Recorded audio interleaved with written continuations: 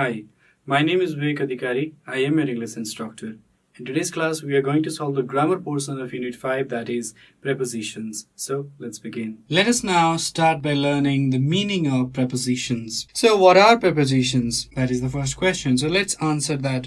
What are prepositions? Prepositions are a word governing and usually preceding a noun or pronoun. So, preposition is a word governing and usually preceding a noun or a pronoun. Good. Another question is, what do prepositions do? Well, prepositions express a relationship to another word or element in the clause.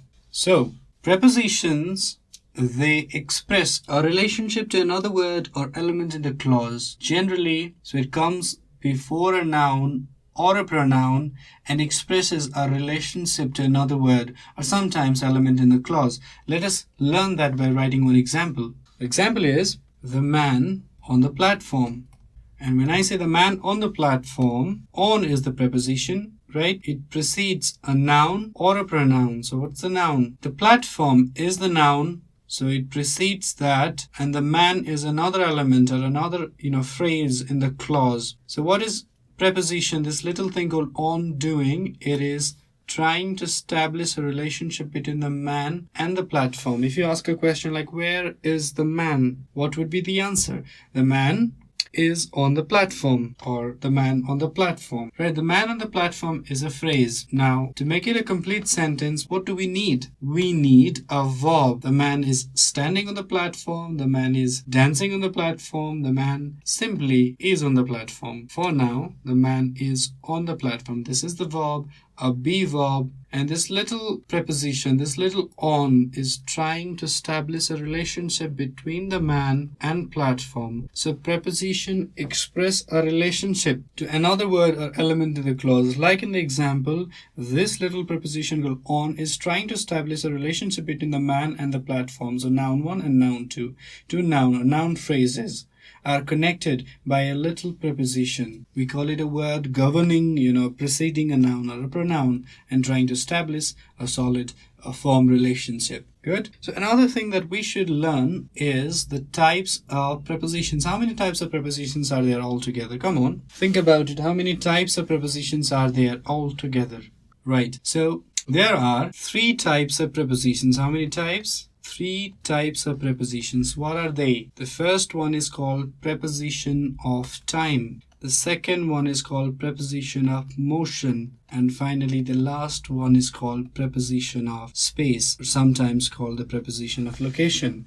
So we have 3 distinct kind of prepositions, right?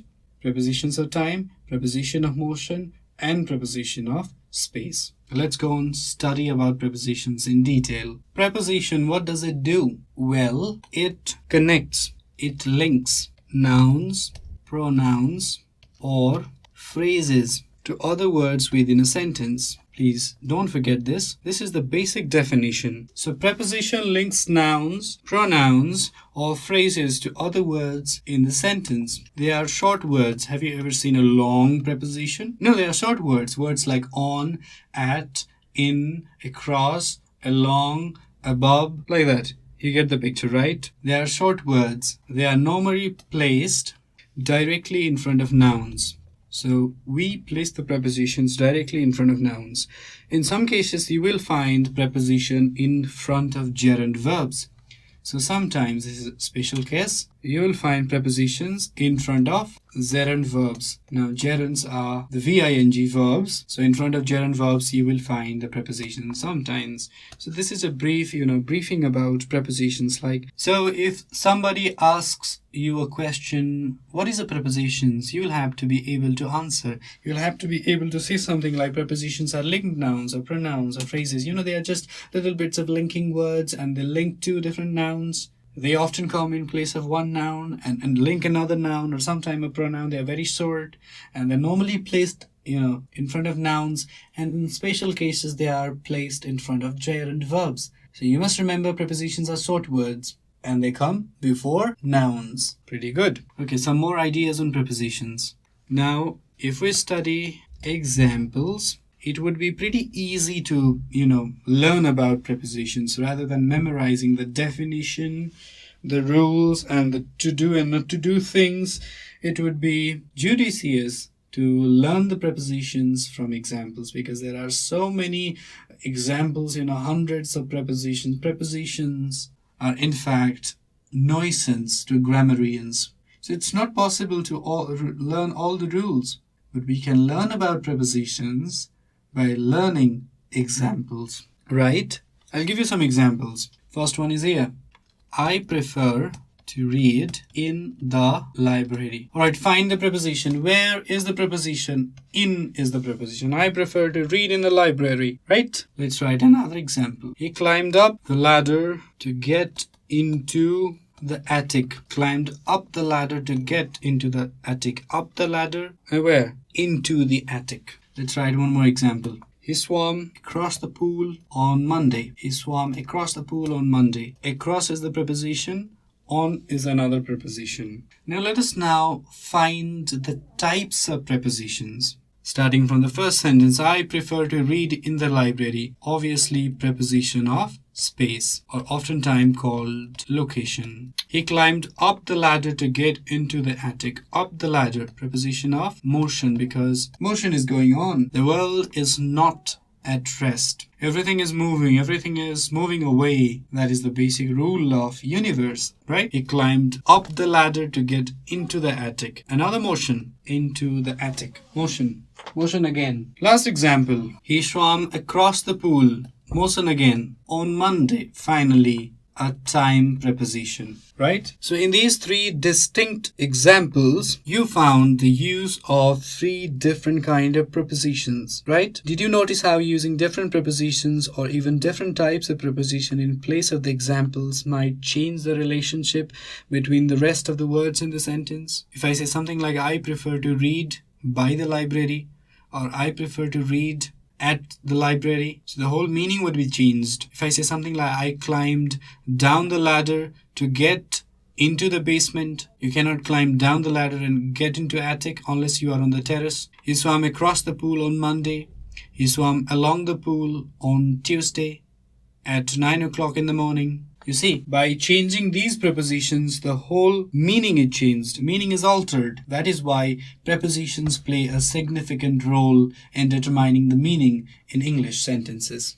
Remember, prepositions are not meant to scare you. There are more than 150 prepositions in English language. They are not meant to, create a kind of fear in your hearts. They are meant to establish meanings. Right. There are two important rules of using prepositions. We will learn about them. Two important rules, because they are somewhat vague. Learning about prepositions and using them correctly in sentences takes practice.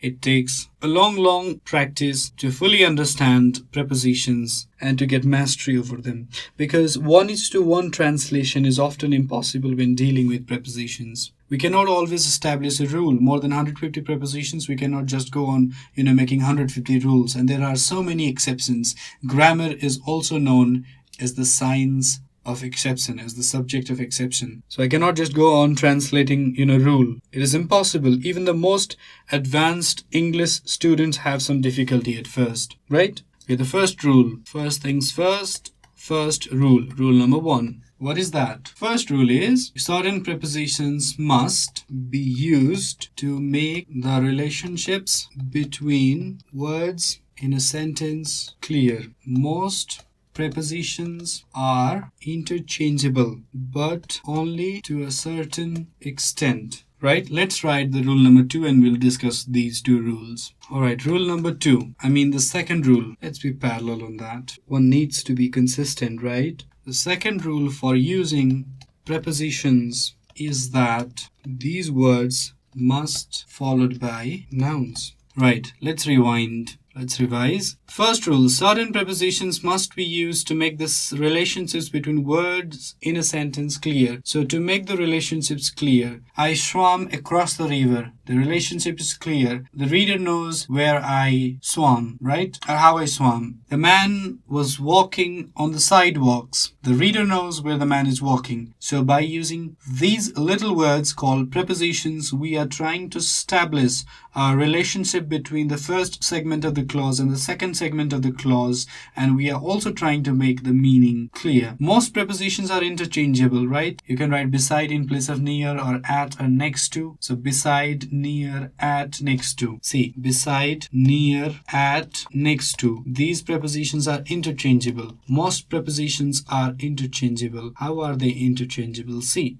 I was sitting beside her. I was sitting near her. I was sitting at her. I was sitting next to her. Well, at her does not sound so good, but only to a certain extent. You cannot always, interchange prepositions. You cannot write something like, you cannot interchange along with across. You cannot interchange, let's say, past with through. Can you interchange? I walked past the house. I walked through the house. The man took out his pistol, fired the bullet. The bullet went past my ear. The bullet went through my ear. See the difference? The bullet went past the ear. Now you're alive, you're happy, you're living, because the bullet did not touch you. It went past your ear. The bullet went through my ear. You're dead. You're dead for good. See the difference? Prepositions make the relationships clear. That is the first rule of using prepositions. Let's go to the second rule. The second rule of using preposition is that these words, these being prepositions, must be followed by nouns. So there must be nouns. I was walking on. Walking on where? Walking on the road. On the road. I was walking on the road. By the lamppost. Under the table. So what are these? The road, the lamppost, the table. These are called noun phrases. These are the phrases that act as nouns. So whenever prepositions are used, like in this case, on is the preposition, by is the preposition, under is the preposition, it must be followed by nouns. That is the second rule. Rule number 2, prepositions are always followed by nouns, no matter what. There are more than 150 prepositions in English language. In addition, there are endless possibilities for creating prepositional phrases. We have something called prepositional phrases, and the chances of creating prepositional phrases are endless. You can create endless amount of prepositional phrases, right? You will find examples of prepositions, types of prepositions, a comprehensive list of prepositions. If you start studying about prepositions, there are many books on prepositions, like single dedicated books on prepositions, 200, 300 pages long book, prepositions, right? So it's not possible to translate 1:1 rule for each sentence. That's why these two are the general rules. And let's study some examples and we'll be done. Example number 1. The bone was blank space the dog. The bone was the dog. Does it sound meaningful? No, it does not. Choices are about. The bone was about the dog. The bone was for the dog. Number C. The bone was after the dog. Number D. The bone was considering the dog. Do bones consider the dog? So what is the true answer? Right answer. The right answer is the bone was for the dog. The bone was for the dog. Let's study more examples. Number 2. We are going on vacation. August. We are going on vacation, blank space, August. First option is on. Second option is at. Third option is in. Fourth option is since.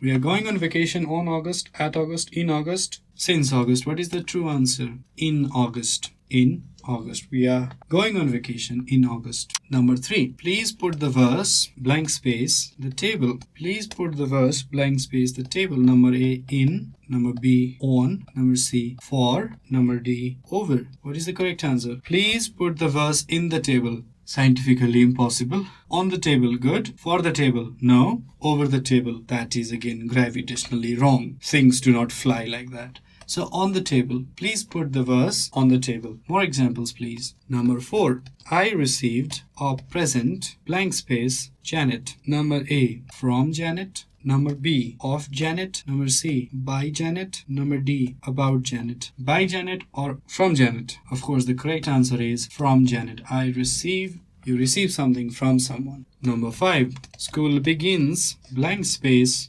Monday. The options are number A, in Monday. Number B, on Monday. Number C, since Monday. Number D, from Monday. School begins in Monday, from Monday, since Monday. School begins on Monday. Pretty easy, right? So there are many prepositions. You can find a comprehensive list if you study a good book of grammar. While there are only about 150 prepositions in the English language, only about 150. These words are among the most important, like abroad, about, above, absent, across, along, amid, below, beneath, by, down, given, in, like, on, off, opposite, past, save, since. So these are some of the important words. You can find a comprehensive list of these words in any good grammar book. For now, I'm going to give you one good homework. Right, homework session now. And the homework is solve question number 2 and 3 from your textbook. See page number 51. Go to page number 51. There are 2 questions on prepositions. Please solve them. That's your homework. There are 10 questions, so it would take me some time to write those 10 questions. You can just go flip through the pages, go to your textbook, go to page number 51. Pretty easy questions, only 10. Solve them. With this, we have come to end of today's class. If you have any questions or suggestions regarding this video series, feel free to write us at learning@deerwalk.edu.np. Thank you.